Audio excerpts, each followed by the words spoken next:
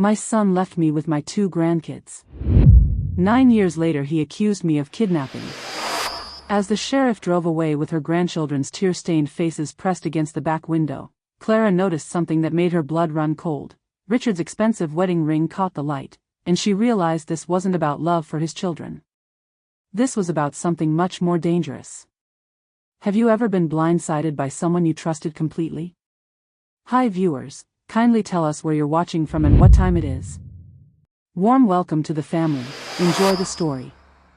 The sheriff's knock shattered Clara Lawson's Tuesday morning coffee routine. Her own son stood behind the badge, holding papers that would destroy everything she'd built for 9 years. The children she'd raised from toddlers to teenagers cowered behind her kitchen table as Richard's cold voice cut through the air. You're under investigation for kidnapping, Mother. My children belong with me now. What do you do when the child you raise becomes the enemy trying to destroy your life? Have you ever sacrificed everything for family, only to have them turn against you? Clara faced losing the grandchildren she'd mothered for nearly a decade. But what she discovered about Richard's real motives would change everything. 9 years. 9 long years of sleepless nights when Mason had nightmares, of sitting in parent-teacher conferences, of birthday parties and scraped knees and first days of school. 9 years of being the only parent Ella and Mason really knew. Now Richard stood in her living room like a stranger wearing her son's face. The Texas morning sun slanted through Clara's lace curtains, illuminating dust motes that danced like her shattered dreams. Her modest living room, filled with school photos, honor roll certificates, and homemade crafts, suddenly felt like evidence against her. I don't understand, Clara whispered, her hands shaking as she read the legal papers. The words blurred together: unlawful detention, parental rights violation, immediate removal. Understand this, Mother. Richard's voice carried no warmth, no recognition of the woman who had changed his diapers, who had worked double shifts to pay for his college. You took advantage of a desperate man. You manipulated the situation to steal my children. 16-year-old Ella burst from behind the kitchen table. Daddy, no. Grandma didn't steal us, you left us. You begged her to take care of us. Quiet, Ella. Richard didn't even look at his daughter. You've been poisoned against me. That's going to change. Mason, 14 and still small for his age, grabbed Clara's arm. Grandma, don't let them take us. Please. This is our home. Clara's heart cracked watching the terror in their eyes. These weren't Richard's children anymore, they were hers in every way that mattered. She had held them when they cried, celebrated their victories, nursed them through sickness. She was the one they called when they needed comfort, when they needed love. Richard, please, Clara tried one more time. Remember how desperate you were? Your wife had left, your business was failing. That was then. Richard's cold interruption hit like a slap. Things have changed. I've changed. I have a stable home now, a good wife. These children deserve better than living with an old woman on a fixed income. The deputy sheriff, a young man who clearly felt uncomfortable with the situation, cleared his throat. Ma'am, you need to gather their belongings. They're coming with us today. Today? Clara's voice broke. But their school, their friends. We'll adapt, Richard said firmly. They're moving to Atlanta. Better schools, better opportunities. A real family. Ella started crying. Mason ran to his room and slammed the door. The sound echoed through the house like a gunshot. Clara stared at the man who had once been her little boy, searching for any trace of the son she had loved. Who is she, Richard? This wife who's convinced you to destroy your own mother? For just a moment, something flickered in Richard's eyes. Doubt? Guilt? Then it was gone. Her name is Victoria Sterling. She's shown me what a real family looks like. What stability means. Have you ever been blindsided by someone you trusted completely? When family becomes the enemy, how do you fight back? Tell me in the comments. As the sheriff drove away with her grandchildren's tear-stained faces pressed against the back window, Clara noticed something that made her blood run cold. Richard's expensive wedding ring caught the light, and she realized this wasn't about love for his children. This was about something much more dangerous. The mansion in Atlanta's elite Buckhead district gleamed like a prison made of marble, beautiful enough to seduce, cold enough to destroy. Victoria Sterling moved through her perfect home like a queen surveying her kingdom. Every surface reflected wealth, crystal chandeliers that cost more than Clara's yearly income, artwork that belonged in museums, furniture that looked expensive enough to feed a family for months. "The children will adjust," Victoria told Richard as she poured wine into glasses worth more than Clara's car. "Change is healthy. They've been coddled too long." Richard nodded, but his hands shook slightly as he reached for his drink. "They seemed so upset." "Of course they're upset." Victoria's voice carried honey over steel. "They've been manipulated by that woman for years. She's made them dependent on her instead of preparing them for the real world." Victoria's perfectly manicured fingers traced the custody documents while her Cartier bracelet caught the chandelier light. Every surface in their home reflected wealth and emptiness. The house felt like a museum where people weren't allowed to live, only exist. Upstairs, Ella and Mason huddled in their assigned rooms. The spaces were magnificent, each larger than Clara's entire living room, but they felt like prison cells. The beds were too soft, the silence too complete. At Clara's house, you could hear the neighbor's dog barking, the old heater kicking on, the comfortable sounds of life being lived. Here, everything was perfectly controlled. Perfectly cold. "I miss Grandma's cooking," Mason whispered to Ella when they met in the hallway. The cook Victoria had hired prepared meals that looked like art but tasted like nothing. "I miss everything," Ella replied, tears streaming down her face. Her hugs, her laugh, the way she knew exactly what to say when we had bad days. Victoria appeared at the top of the stairs like a vision in designer clothes. "Children, we need to discuss some rules." Her smile never reached her eyes. "First, you'll call me mother from now on. Second, any contact with that woman in Texas is forbidden.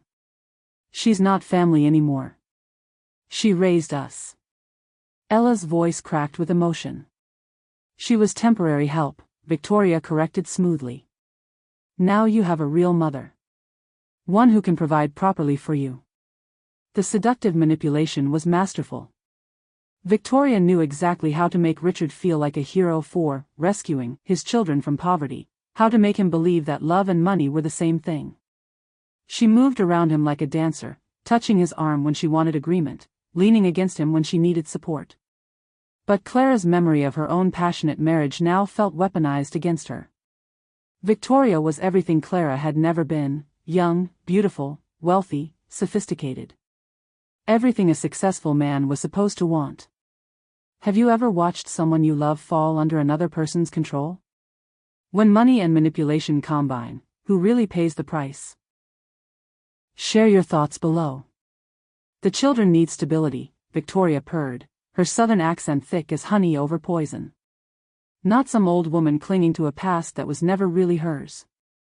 Richard drank deeper from his wine glass. "You're right. They deserve the best.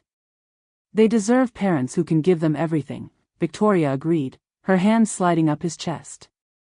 "Private schools, college funds, connections that will set them up for life. What could that woman offer them? More hand-me-down clothes?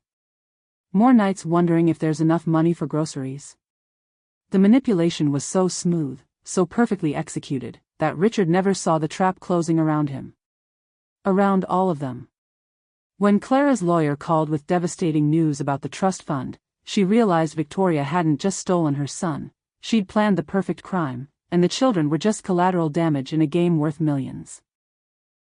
The private investigator's photos spread across Clara's kitchen table like tarot cards predicting disaster, each image revealing how deep Victoria's deception ran. Jake Morrison had been recommended by Clara's neighbor, a retired police officer who knew quality work when he saw it. Jake was in his 50s, graying at the temples, with the kind of steady presence that made people feel safe. He'd been investigating marriage fraud cases for 15 years, and he'd never seen anything quite like Victoria Sterling. "She's good," Jake admitted, pointing to surveillance photos of Victoria at expensive restaurants with Richard. Professional level good. This isn't her first time. The photographs captured Victoria in expensive restaurants with Richard, her hand possessively on his arm while her eyes calculated the worth of everything around her, including the man she'd married. But Jake had dug deeper than surface appearances. Victoria Sterling is her third identity, Jake explained, sliding documents across the table. Before that, she was Victoria Brennan. Before that, Victoria Price. Each time, she married a wealthy man with children. Each time, those children disappeared from public records after a few years. Clara's coffee grew cold as she studied the evidence. Disappeared how? Boarding schools. Private facilities. Therapeutic programs. Always expensive, always isolated, always permanent. Jake's voice carried the weight of too many dark cases. The pattern is consistent. She eliminates the children from the family equation within 2 years. The Sterling Trust required Richard to have stable custody of his children for 2 years to inherit $15 million, Victoria's real prize. But Jake's investigation had revealed something even more chilling. Her first husband, Marcus Price, died in a car accident 18 months after their wedding. His 2 children from his previous marriage were sent to a facility in Colorado. That facility burned down 3 months later. No survivors. Clara's hand started shaking. And the second husband? Thomas Brennan. Heart attack at age 45. Perfectly healthy before he married Victoria. His teenage daughter was sent to a therapeutic retreat in Montana. The retreat closed suddenly after a hiking accident killed 3 students. She was one of them. The room felt colder as the implications sank in. Victoria wasn't just manipulative, she was lethal. The money was just the beginning, Jake continued. She needs the children gone permanently. Living witnesses to her manipulation are too dangerous. But she's smart, she never does the work herself. Always accidents, always through third parties. When someone steals your family through lies and manipulation, how far would you go to expose the truth? What would you risk to protect innocent children? Drop your answer below. Clara thought about Ella and Mason in that cold mansion, probably wondering why she hadn't fought harder for them. They had no idea that their lives were measured not in love, but in dollars and timeline calculations. We need more than suspicion, Clara said finally. We need proof. Jake nodded grimly. I'm working on it. But Clara, you need to understand. If she knows we're getting close, she'll accelerate her timeline. Those kids could be in immediate danger. That's when Clara's phone buzzed with a text from Ella. Grandma, help us. She locks us in our rooms at night, and Daddy won't listen. Something terrible is happening here. Clara's heart stopped.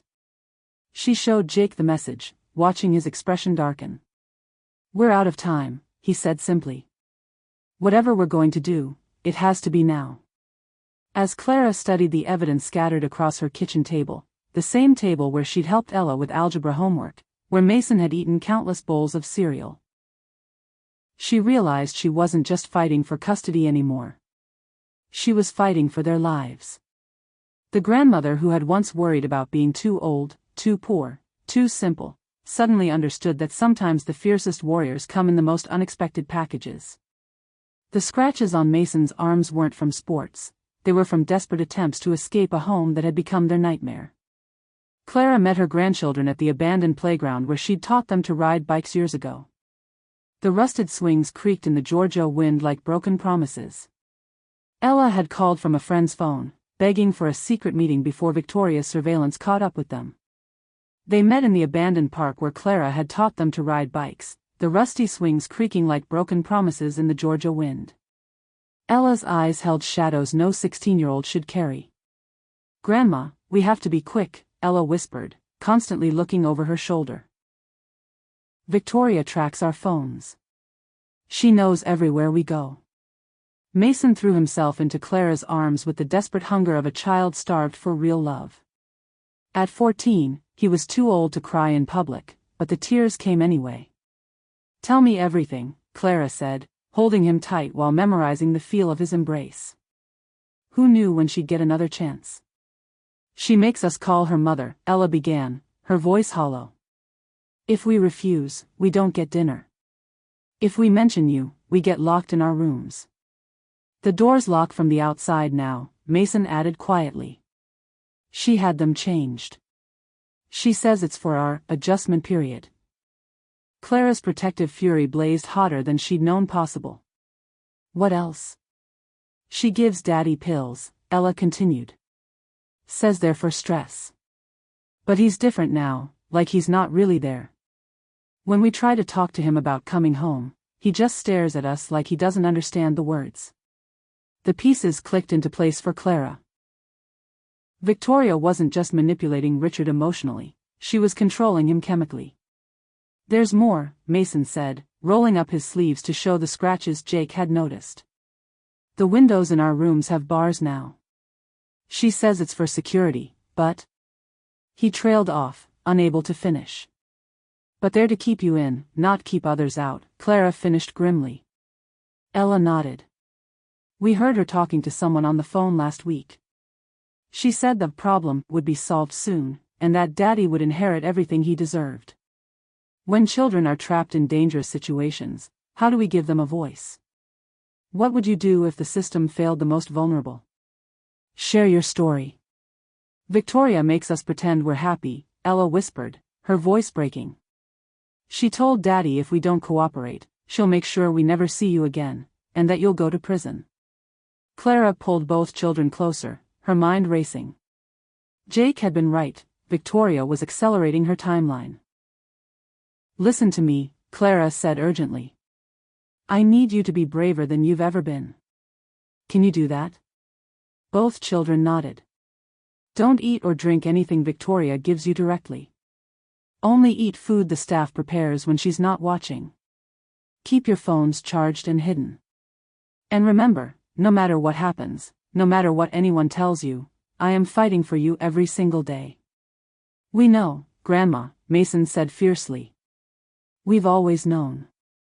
As Clara held her trembling grandchildren, Jake called with explosive news. Victoria's first husband had died under mysterious circumstances, and his children from that marriage had disappeared from all records. Clara wasn't fighting for custody, she was fighting for their lives. The reunion was over too quickly. As Ella and Mason walked back toward their friend's car, Clara whispered a promise to the wind, I'm coming for you. And nothing, not money, not lawyers, not even death, will stop me. The courthouse steps where Clara had once brought the children to see democracy in action now felt like the site of her execution. Judge Patricia Hawkins had a reputation for fairness, but Clara could see the skepticism in her eyes as Victoria took the witness stand. In her designer suit and pearl earrings, Victoria looked like every judge's idea of the perfect stepmother. Your Honor, Victoria began, her voice trembling with practiced emotion, I only want what's best for Richard's children. They've been isolated from normal family life for too long. The courtroom's oak panels and brass fixtures spoke of justice, but the judge's skeptical gaze as Victoria dabbed her eyes with a silk handkerchief suggested the scales were already tilted. Victoria's testimony was masterful theater. She spoke of providing stability and opportunity, while painting Clara as a well-meaning but inadequate guardian. Every word was calculated to suggest that love alone wasn't enough. That children needed resources, connections, proper preparation for their futures. The children have been living in poverty, Victoria continued, her performance flawless. They deserve private education, college funds, medical care that doesn't depend on government assistance. Clara watched the judge's expression and felt her heart sink. Who could argue against wanting the best for children? Then Richard took the stand, and Clara's world crumbled completely. Her son, the boy she'd rocked through nightmares, the teenager she'd supported through his rebellious phase, the young man she'd helped through his first heartbreak, testified against her with cold precision. My mother took advantage of my vulnerability, Richard said, his voice steady but hollow. When I was at my lowest point, she convinced me to sign papers giving her custody. She's been alienating my children against me ever since. Each lie was delivered with the conviction of a man who'd convinced himself betrayal was salvation. Clara watched him speak and realized Victoria's control went deeper than manipulation. Richard genuinely believed what he was saying. She filled their heads with stories about financial struggle, Richard continued. Made them afraid of success, afraid of me. They think I abandoned them, when really, I was building a future for them. Clara's lawyer, Margaret Shen, tried to counter with evidence of Clara's devoted care, school records showing consistent involvement, medical records proving her reliability, testimony from teachers and neighbors. But it felt like throwing pebbles at a mountain. Have you ever faced a system that seemed rigged against you? When truth competes with money and performance, how do you make your voice heard? Tell me below. When Clara finally got to speak, her voice was steady despite her breaking heart. Your Honor, I didn't take those children. They were given to me by a desperate father who couldn't care for them. I didn't keep them, I raised them.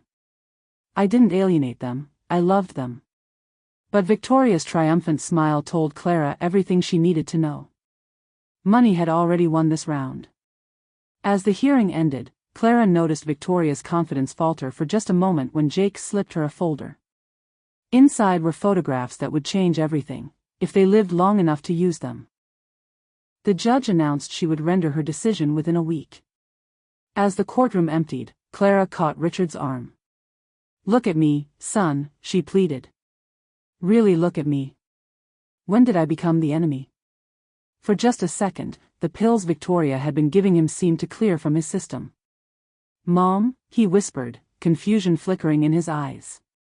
But then Victoria was there, taking his arm, guiding him away. Come, darling, Victoria purred. Time to go home to our family. The brake lines on Clara's old pickup didn't cut themselves. Someone wanted her silenced before the next hearing. Clara felt something wrong the moment she pressed the brake pedal leaving the courthouse parking lot. Instead of slowing down, her truck kept rolling toward the busy intersection ahead. Her heart hammered against her ribs as she pumped the brakes desperately, but the pedal hit the floor with no resistance. The traffic light ahead glowed red. Cars crossed the intersection in both directions, their drivers unaware that death was barreling toward them in a rusty Ford pickup. Clara yanked the steering wheel hard right, sending the truck careening down the embankment beside the road. The world flipped and rolled, sky, ground, sky again, while metal screamed against rocks and trees. The truck rolled down the embankment in slow motion, Clara's life flashing not with her own memories, but with images of Ella and Mason, their faces when she taught them to bake cookies, to tie shoes, to believe in love. When the world stopped moving, Clara hung upside down in her seatbelt, blood dripping from a cut on her forehead. But she was alive. Somehow, impossibly, she was alive. Jake arrived at the crash site before the paramedics, his face white with panic. Clara. Can you hear me? His hands were gentle but urgent as he helped her from the wreckage, checking for injuries while cursing under his breath. The way he held her. Like she was precious, like losing her would destroy him, awakened feelings Clara had buried since her husband's death. I'm okay, she whispered against his chest, surprised by how safe she felt in his arms. But Jake, this wasn't an accident. The mechanic's report confirmed what they both suspected, professional sabotage. Someone had cut the brake lines with surgical precision, timing the failure for maximum impact. This is escalating fast, Jake said as they sat in the hospital waiting room. Victoria knows we're getting close. Clara's vulnerability in his arms had awakened feelings she'd buried since her husband's death, but now wasn't the time for romance. Now was the time for war.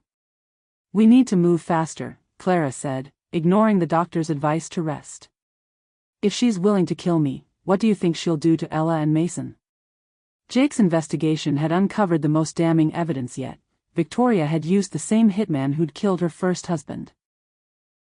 A professional named Marcus Webb who specialized in making murders look like accidents. When fighting for what's right puts your life at risk, do you back down or fight harder? Have you ever faced real danger to protect someone you love? Share your courage story.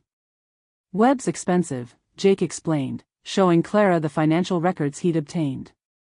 $50,000 per job, always paid through shell companies. Victoria's used him 3 times in the past 5 years. The pattern was clear and terrifying. Victoria eliminated obstacles methodically, efficiently, without remorse. Clara wasn't just fighting for custody, she was fighting for survival. She made her first mistake, Jake said grimly. Trying to kill you was desperation, not calculation. Desperate people make errors. Clara's phone buzzed with a text from an unknown number. Her blood turned to ice as she read, "Stop digging or the children pay the price. You have 24 hours." As Clara recovered in the hospital, a nurse slipped her a note from Ella. "Victoria knows you're getting close. She's planning something for Mason and me, something permanent. Help us before it's too late." Clara looked at Jake with new determination. 24 hours? She just gave us a deadline. The hunter had become the hunted, but Clara Lawson was done running.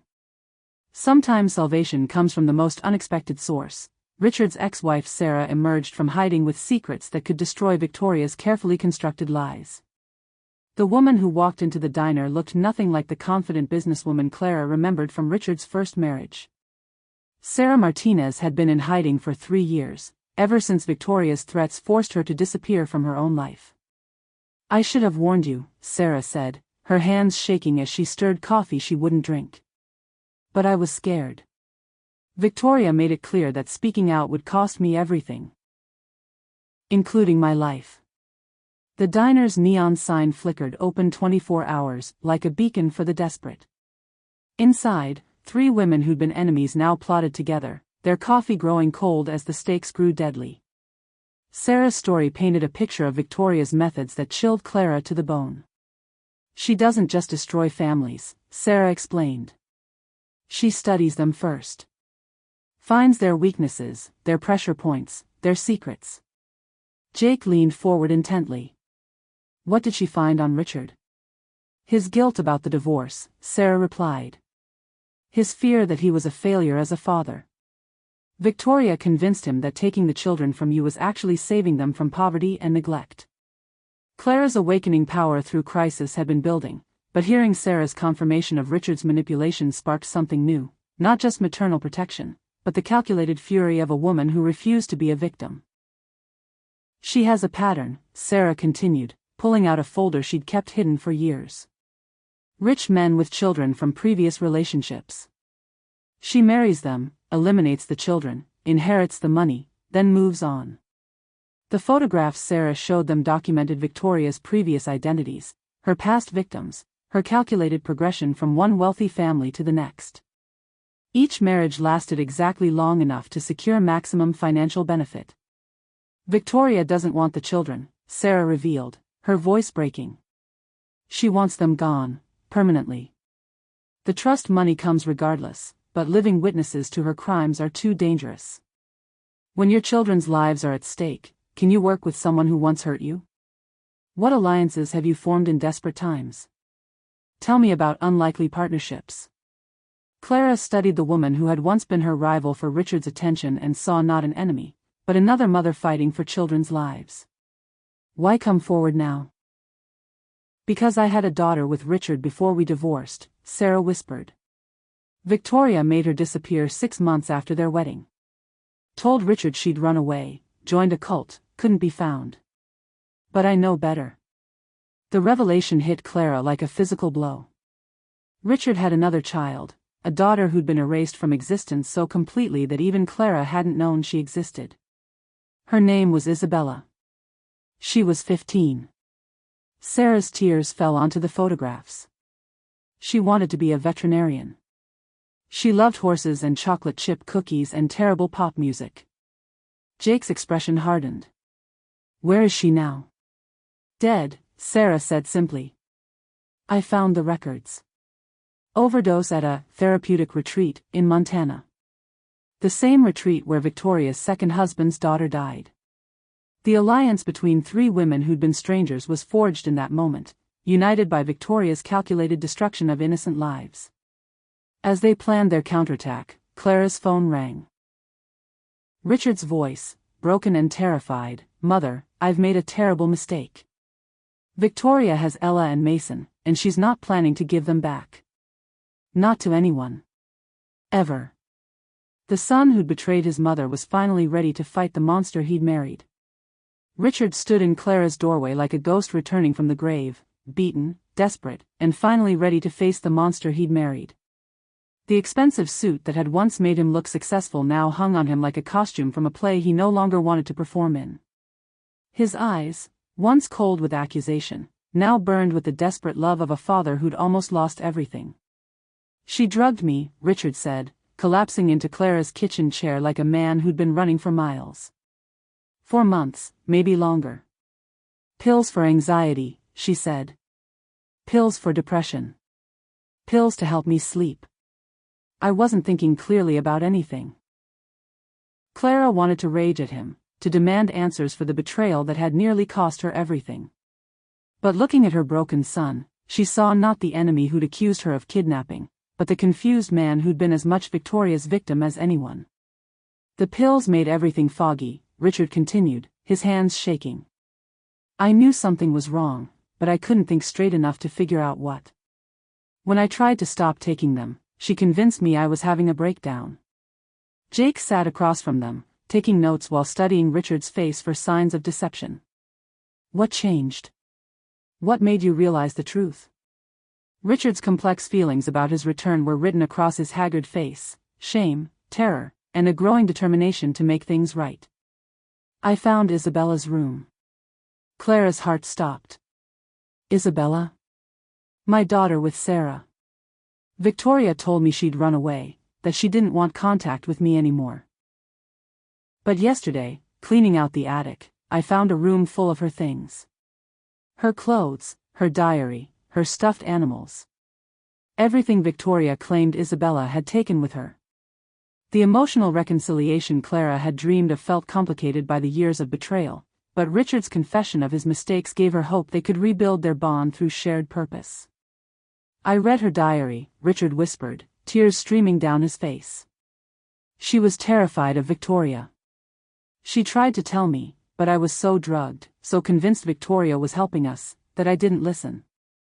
The last entry was 2 days before she supposedly ran away. She wrote that Victoria had threatened to make her disappear. Clara reached across the table and took her son's hand. We're going to stop her, Richard. All of us together. Can you forgive someone who betrayed you when they finally tell the truth? When family wounds run deep, what does redemption look like? Share your forgiveness journey. There's more, Richard said, pulling out his phone. I recorded Victoria this morning when she didn't know I was listening. She was talking to someone about Ella and Mason. He played the recording, and Victoria's voice filled the kitchen with chilling clarity. The children are becoming a problem. They're asking too many questions, trying to contact that old woman. We need to accelerate the timeline. Make it look like they ran away, just like the others. The voice on the other end was gruff, professional, same as before. Fake runaway, then accident during the search? Exactly. I need them gone before the custody hearing next week. The inheritance clears once Richard has legal custody, but I can't risk them testifying about what they've seen. Clara's protective instincts blazed as she heard Victoria casually planning her grandchildren's murder. But this time, she wasn't fighting alone. I chose money over my children, Richard confessed, his voice breaking. I chose a woman's lies over my mother's love. But I won't choose evil over their lives, not anymore. As father and son reunited in purpose, Victoria's final gambit began. She'd filed emergency papers claiming the children were in danger and had them transferred to a secure facility that Jake recognized from his darkest cases, a place where inconvenient children simply disappeared. The therapeutic boarding school looked perfect from the outside, which is exactly how the most dangerous predators always appear. Sunset Hills Academy sat on 50 manicured acres in rural Georgia, its brick buildings and tree-lined paths designed to suggest healing and hope. The brochures promised individualized therapy for troubled youth and family reunification through professional intervention. What they didn't advertise was that Sunset Hills specialized in making inconvenient children disappear. Jake had been investigating facilities like this for years. Private institutions that existed in legal gray areas, places where wealthy families sent problems they couldn't solve. The kind of places that asked no questions about large cash payments and maintained no records that might be subpoenaed later. The director, Dr. Patricia Crenshaw, has been investigated 4 times for patient abuse, Jake explained as they parked outside the facility's gates. Nothing ever sticks because the witnesses always disappear or recant their testimony. Clara studied the facility through binoculars, her heart breaking as she imagined Ella and Mason trapped behind those pleasant-looking walls. The facility's manicured lawns and cheerful signs masked the truth. This was where wealthy families sent problems to disappear, where troublesome heirs met convenient accidents. Victoria's not just eliminating Ella and Mason, Jake continued grimly. She's doing it through a system designed to protect itself. If anyone asks questions later, the official record will show 2 troubled teens who ran away from treatment and were tragically lost in the wilderness. Richard sat in the back seat, his face gray with guilt and terror. How do we get them out? We don't, Jake said firmly. This isn't a rescue mission, it's evidence gathering. We need proof of what Victoria's planning before we can move against her. Clara's courage in the face of the ultimate test was being measured not in strength, but in strategy. Everything in her screamed to charge through those gates and demand her grandchildren back. But Jake was right, they needed evidence, not emotion. I'm going in undercover, Jake announced. New patient intake. They don't thoroughly vet emergency admissions if the payment clears quickly enough. Clara and Jake's passionate connection had been deepening under extreme pressure, their stolen moments of intimacy creating a bond that made this separation agonizing. But they both knew this was bigger than their personal feelings. What about us? Clara asked. You and Richard stay back and monitor communications. If something goes wrong, you call for backup and get the hell out of here. When the system itself is corrupt, how do you fight back? Have you ever had to go outside the law to protect innocent people? What would you risk for justice? Jake's preparation was methodical, fake identity documents, a story about addiction and family breakdown, enough cash to make Dr. Crenshaw interested but not suspicious. He looked the part of a desperate father willing to pay anything to fix his troubled child. As Jake walked toward the facility's intake building, Clara whispered a prayer to every power she'd ever believed in. They were about to infiltrate a place designed to swallow people without a trace. 4 hours later, Jake's emergency signal came through, a simple text that made Clara's blood freeze. Found them. Much worse than we thought. Victoria's timeline moved up. Tonight.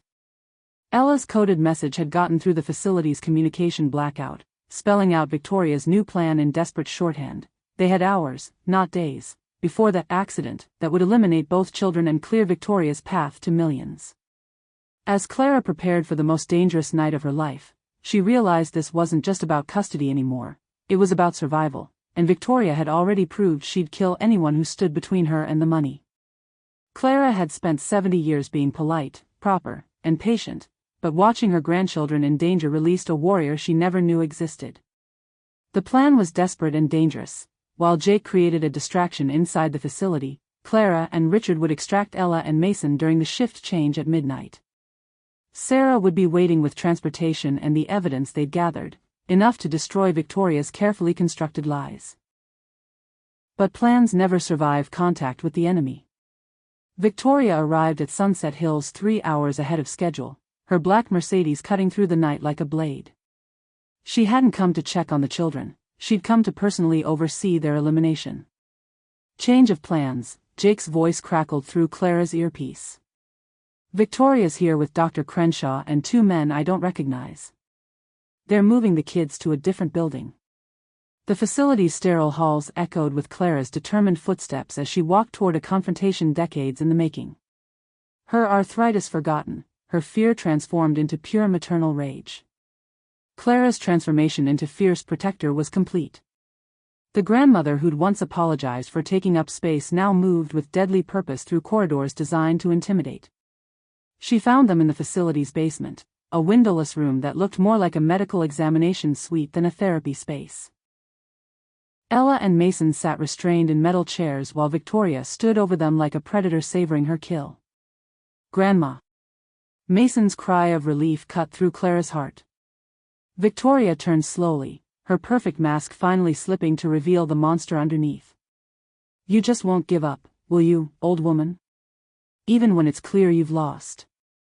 "The only thing I've lost is my patience with you," Clara replied, stepping into the room with Jake flanking her right and Richard her left. Dr. Crenshaw reached for a phone, but Jake's warning stopped her cold. "FBI is already on the way. Your choice, cooperate or go down with her." Victoria's laugh was sharp as broken glass.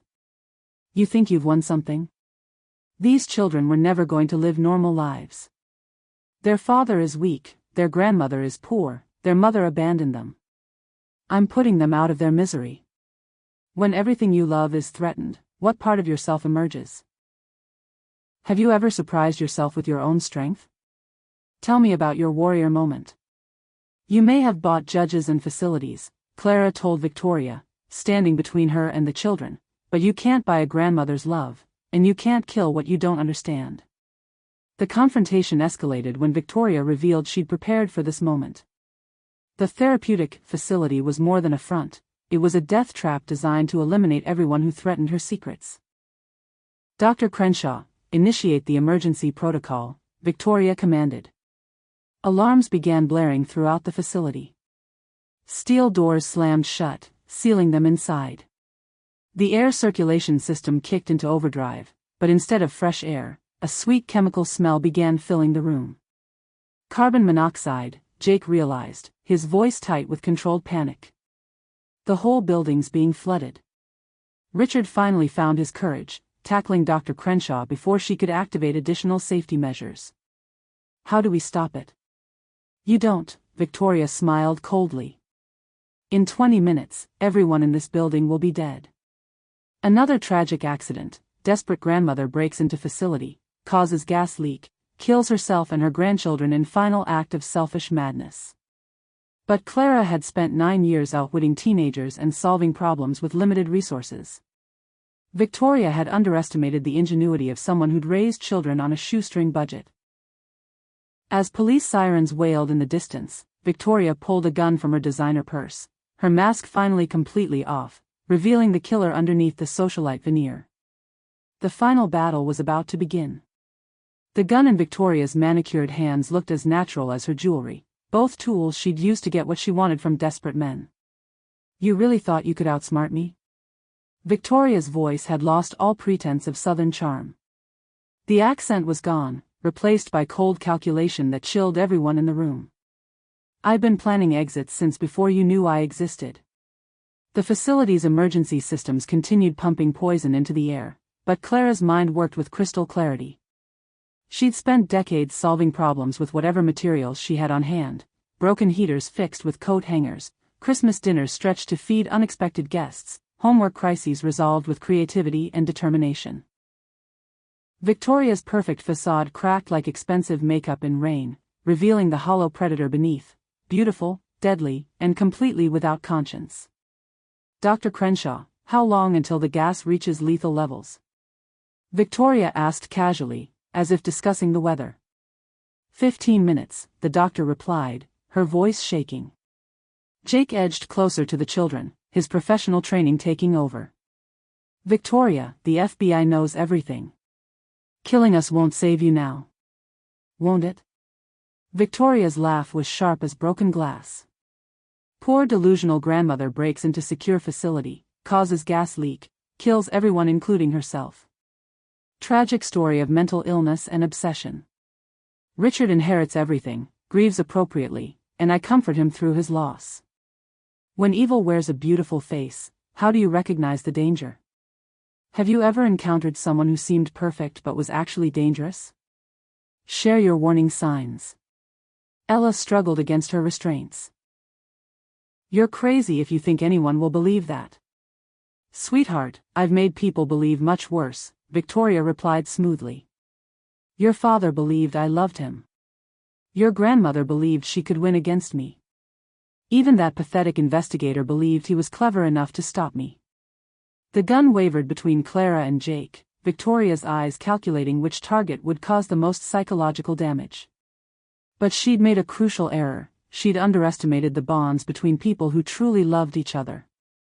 Richard lunged at Dr. Crenshaw, wrestling for the emergency override controls. "How do we reverse it?"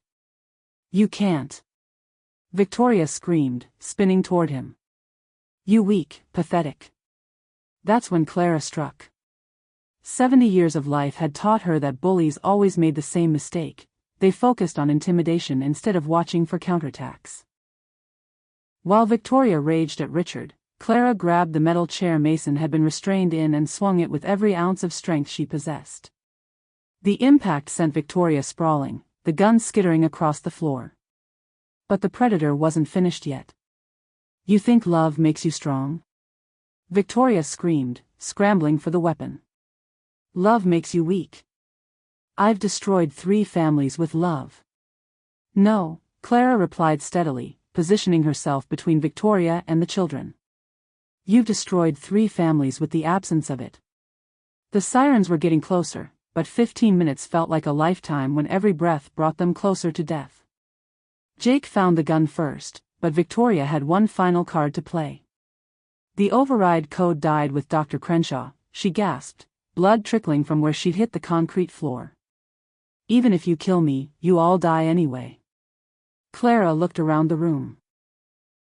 At her terrified grandchildren, her redemptive son, the man she'd grown to love, and the woman who'd nearly destroyed them all. The chemical smell was getting stronger, making everyone dizzy. But Clara Lawson had spent 9 years making miracles happen with limited resources. She wasn't about to stop now. The gunshot echoed through the facility halls, and for a moment, time stopped, until Clara realized she was still standing, still breathing, still fighting for the children who needed her more than ever. Victoria Sterling lay still on the concrete floor, her final words lost in the growing sound of rescue vehicles outside. Victoria Sterling died the same way she lived, surrounded by wealth and completely alone, her last words a curse that no one would remember. The FBI's hazmat team found them 47 minutes after the emergency began. Clara was unconscious from the gas, Jake barely breathing, the children weak but alive. Richard had managed to find a manual ventilation override just minutes before the carbon monoxide reached lethal levels. Victoria's body was removed in a black bag while investigators cataloged evidence that would expose decades of murder, fraud, and manipulation. Her designer purse, still clutched in death, contained burner phones with messages to 3 different hitmen and a detailed timeline for eliminating witnesses. 3 weeks later, Clara sat in the same courtroom where Victoria had performed her perfect stepmother act.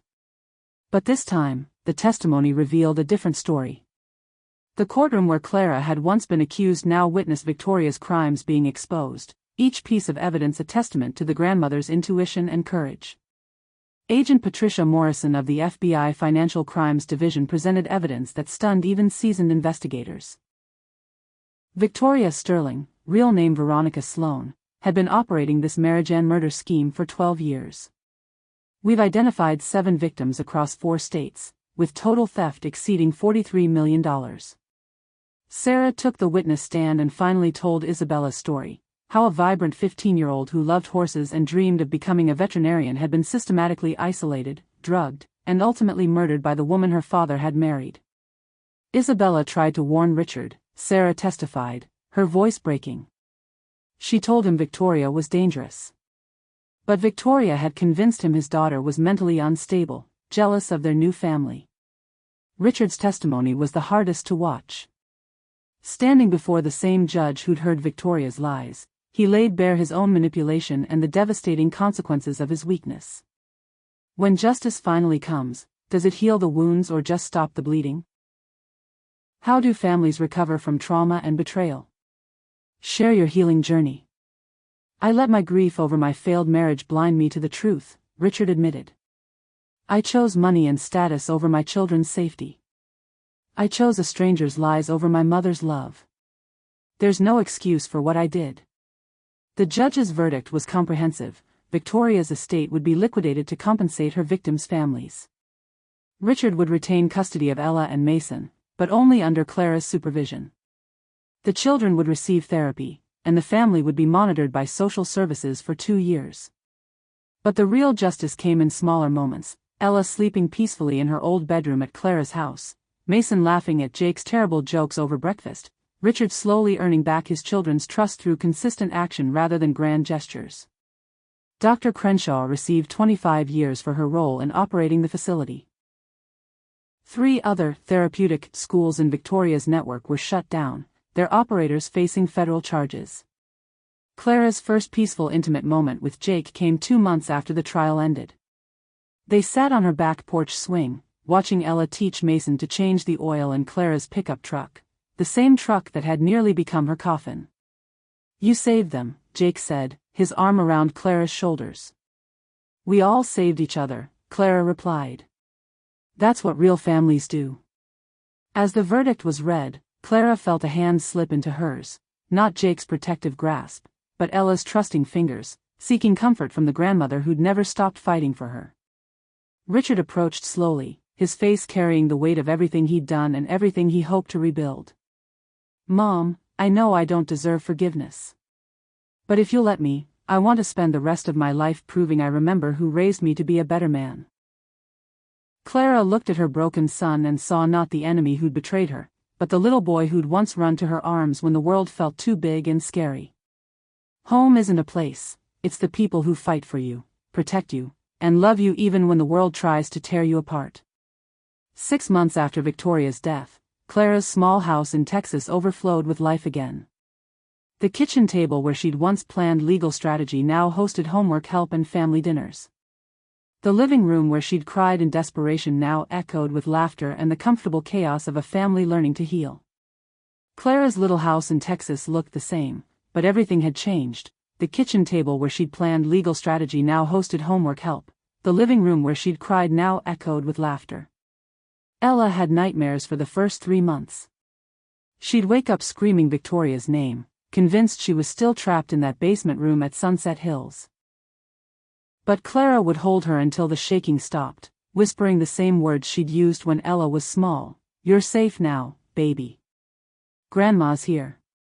Mason dealt with his trauma differently. He became fiercely protective of Clara, following her around the house like a shadow, afraid to let her out of his sight. When she went grocery shopping, he insisted on coming along. When she worked in the garden, he sat on the porch steps, watching.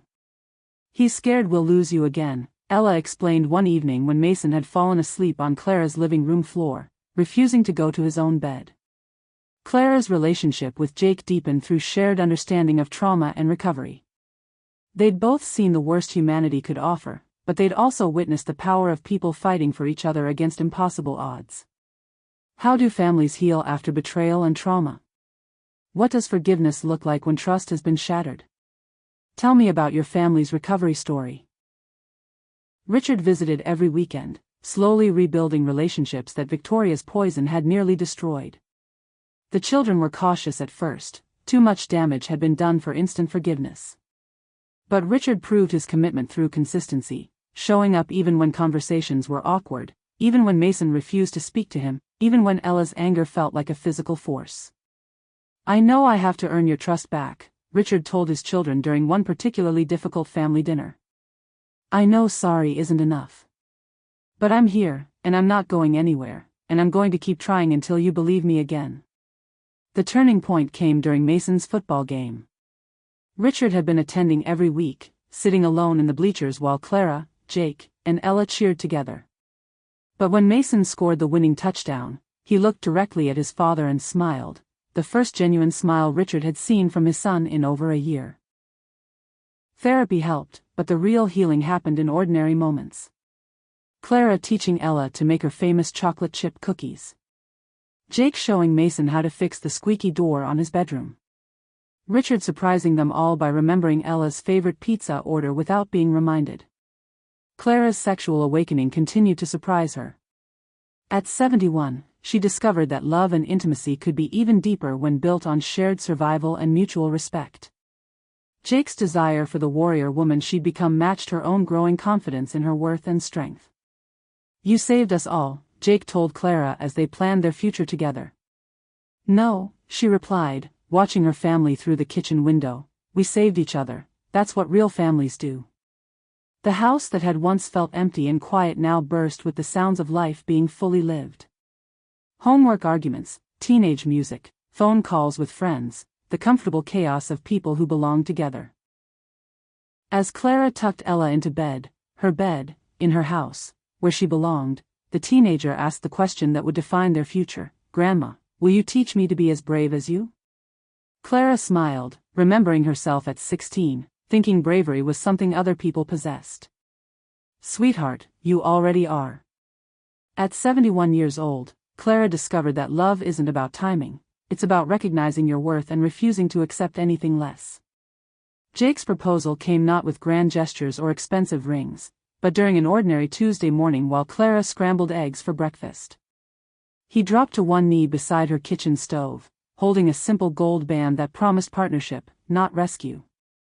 "I'm not asking you to be saved," Jake said, his voice steady with certainty.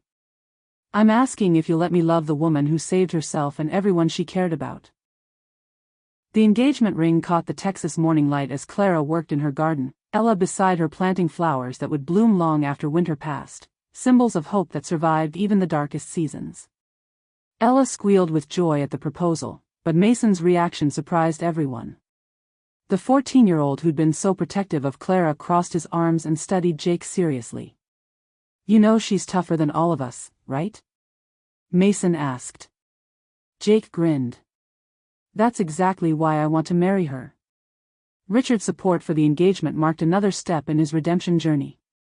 The son who'd once accused his mother of being too old and set in her ways now recognized her strength and celebrated her happiness. "Jake's a good man, Mom," Richard said quietly. "And you deserve all the love in the world." The wedding planning became a family affair. Ella insisted on helping Clara choose a dress, not traditional white, but a deep blue that brought out her eyes. Mason appointed himself as security consultant, seriously discussing with Jake the best ways to protect Clara from any remaining threats. Is it ever too late for new love? What would you tell someone who thinks their time for happiness has passed? Share your second chance story. Clara's complete transformation was evident in how she approached her new life. The woman who'd once apologized for taking up space now confidently planned a future that included travel, adventure, and the kind of deep partnership she'd thought was only for younger people. "You know what I love most about you?" Jake asked as they looked through wedding venues. "What?" "You're not grateful for scraps. You expect to be loved properly, completely, as an equal partner. That's incredibly attractive." The mature love scene that night emphasized their equality and mutual desire. Clara had fully embraced her sensuality, celebrating a life lived fully after trauma. Their intimacy was passionate but also comfortable, built on respect and shared experience rather than desperate need. "I spent so many years thinking my time for romance had passed," Clara murmured against Jake's chest. "Your time for everything is just beginning," he replied. The wedding was small but perfect, held in Clara's backyard with fairy lights strung between the old oak trees. Ella served as maid of honor, Mason walked Clara down the aisle, and Richard performed a reading about second chances and the courage to love again. Sarah attended with her new partner, a kind woman who understood trauma and healing. The alliance formed in crisis had blossomed into genuine friendship. "You saved us all," Jake told Clara as they planned their wedding. "No," she replied, "we saved each other, that's what real families do." As Clara and Jake exchanged vows, she thought about the journey that had brought them together, the accusations that could have destroyed her, the betrayals that nearly broke her family, the woman who tried to steal everything she loved. "I promise to stand beside you," Clara said, her voice carrying across the yard to family and friends who'd watched her transform from victim to warrior to bride. "Not behind you, not in front of you, but beside you as we build something beautiful together." The applause that followed felt like vindication for every choice she'd made, every battle she'd fought, every moment she'd refused to give up. 5 years later, Clara stood in a courthouse again. Not as the accused, but as the advocate, helping another grandmother fight for children the system had failed. The Clara Lawson Family Justice Center occupied the entire third floor of the Dallas courthouse building, funded by Victoria's seized assets and donations from families Clara had helped. The walls displayed photos of children reunited with loving guardians, grandparents who'd won custody battles, families rebuilt from the ruins of tragedy. The community center bearing Clara's name buzzed with activity, grandparents seeking legal help, children in safe after-school programs, families finding hope in rooms where Clara's portrait smiled down like a guardian angel. Mrs. Morrison, the young grandmother across from Clara, whispered, "I don't know how to fight someone with so much money and power." Clara leaned forward with the confidence of someone who'd been where this woman stood. "You fight by telling the truth, by refusing to give up, and by remembering that love makes you stronger, not weaker." Jake worked beside her now, their detective agency specializing in family protection and financial crimes. Together, they'd exposed 3 more marriage fraud schemes and helped dozens of families escape predators who saw children as obstacles to wealth.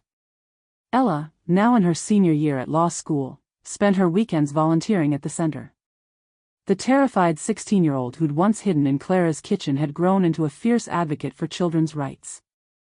"I'm going to specialize in family law," Ella announced over Sunday dinner.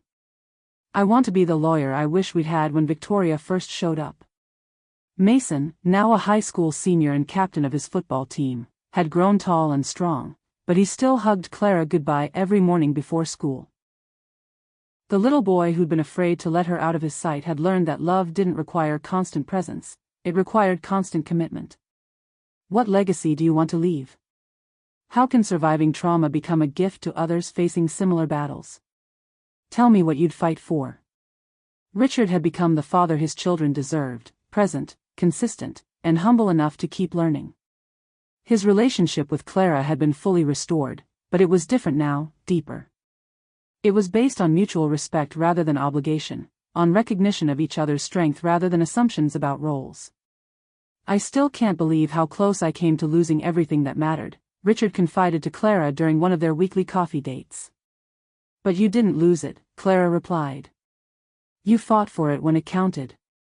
That's what matters."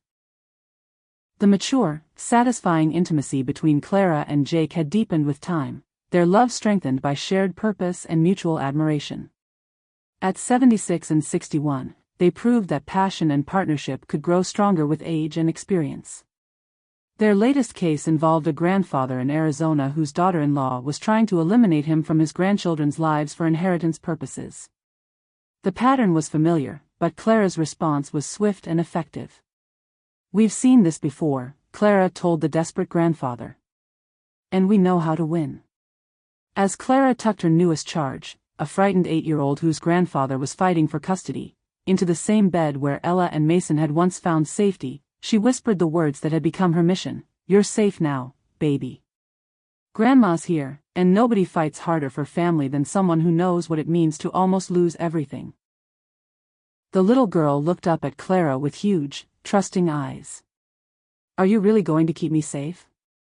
"Sweetheart," Clara smiled, remembering her own transformation from victim to warrior, "I've been in practice for this my whole life. You're not going anywhere except home to people who love you."